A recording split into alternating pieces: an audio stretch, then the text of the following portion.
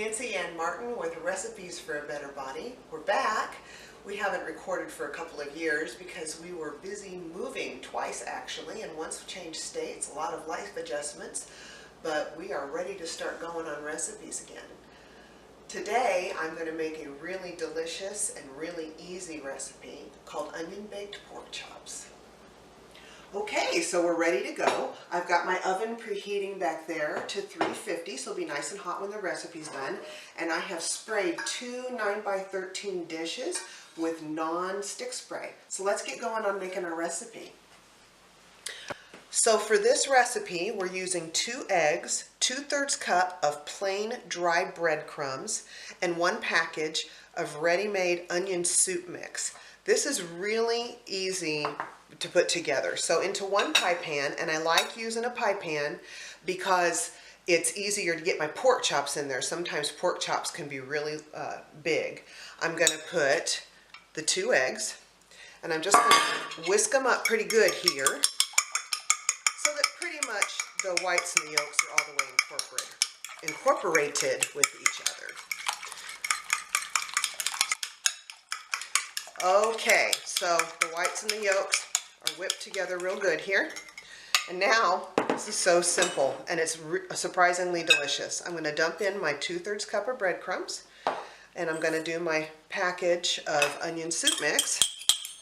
I'm just going to mix it. Now, I know that onion soup mix is not quote-unquote healthy or clean, but for these purposes, there's so little. It's just a little bit on each pork chop, and for somebody who's needing to get dinner done, you know, after a long day, this is a great way to cut corners.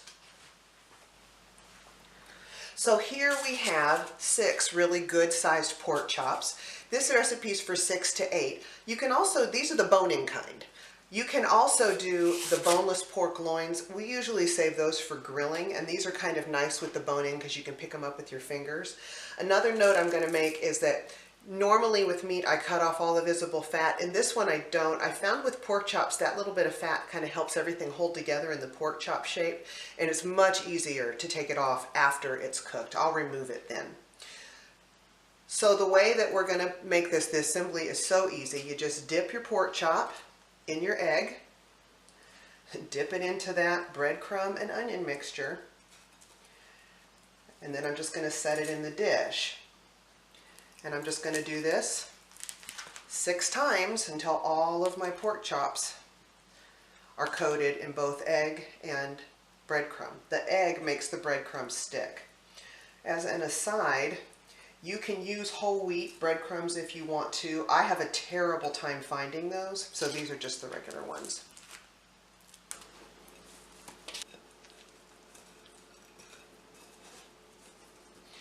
When we get down to the last couple of them, there's not as much of the onion soup mixture in there, so I have to kind of work to get it all on there evenly. But it's okay, that way we're using it all up.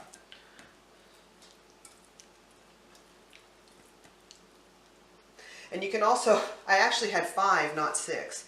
It's because these pork steaks at the end here are just so big.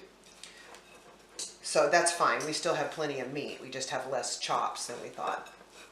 No big deal. So now all we need to do is put these in our preheated oven.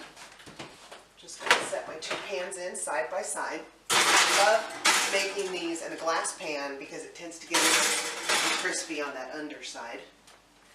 I'm going to set my timer for an hour. And that's it. Come back in an hour, our pork chops will be done. I don't have to flip these when they cook. They cook great just like that. Okay, pork chops are done. They smell really good. I wanted to show you what they look like when they come out of the oven.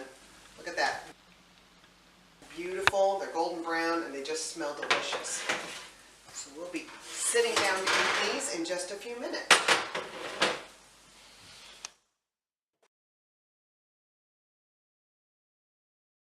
Thank you so much for taking the time to watch my recipe video.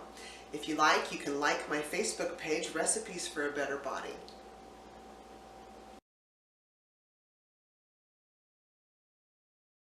Thanks very much. And remember, always try to do something to give yourself a better body. That was horrible.